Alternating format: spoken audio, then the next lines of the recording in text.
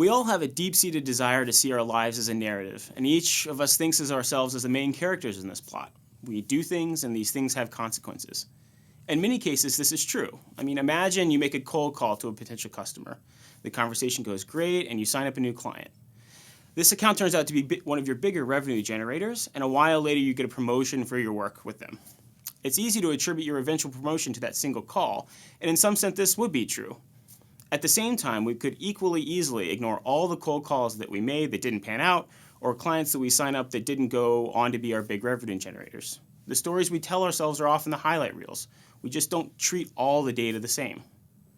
In many other contexts, it's really tough to accurately tie our actions to their consequences. On one hand, it's hard to know exactly what the consequences of our actions will be before we take them. We've all had the experience of a situation going extremely badly despite our very best intentions. Doing the right thing at the wrong time or the wrong thing at the right time, this is just part of the human experience. But there's another side of this coin. How can we know if a given consequence was the result of our action or was mostly or completely independent of us?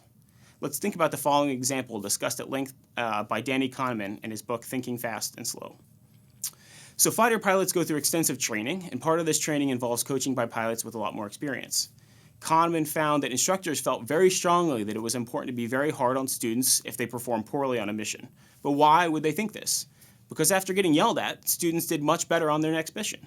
So clearly this tough love was working, or so the instructors thought. So let's imagine that the best possible performance earns a score of 1, and the worst possible performance earns a score of 0. The distribution of observed pilot performances might look something like this. This is a normal distribution like you saw in week 1, but the details don't really matter here. Almost any distribution would do.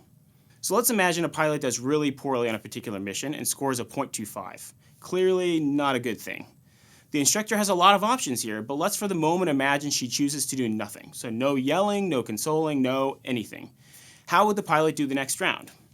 Well, let's assume that the pilot's performance on the next round is independent of his performance on this round. We could argue whether this is really true, but it's a fine approximation for the moment. So how likely is it that the pilot would do worse the second time around?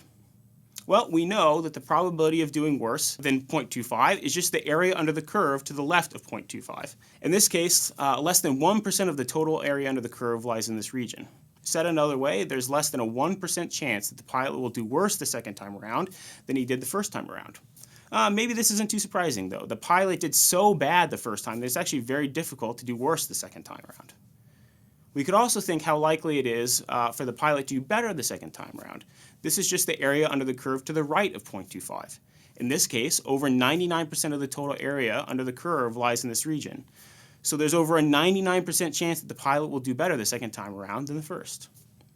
The point here is that these probabilities hold even if the instructor did nothing. In reality, the instructors were observing probability in action and attributing improved performance to the feedback they gave, to their own deliberate actions. In fact, their decisions probably had much less of an effect, if any at all, on their students' performances. We call this effect reversion to the mean. If one observation is strange or atypical, the next one is likely to be much more average. In situations where randomness plays a big role, it can be tough to figure out where the consequences of our actions end and where random fluctuations begin.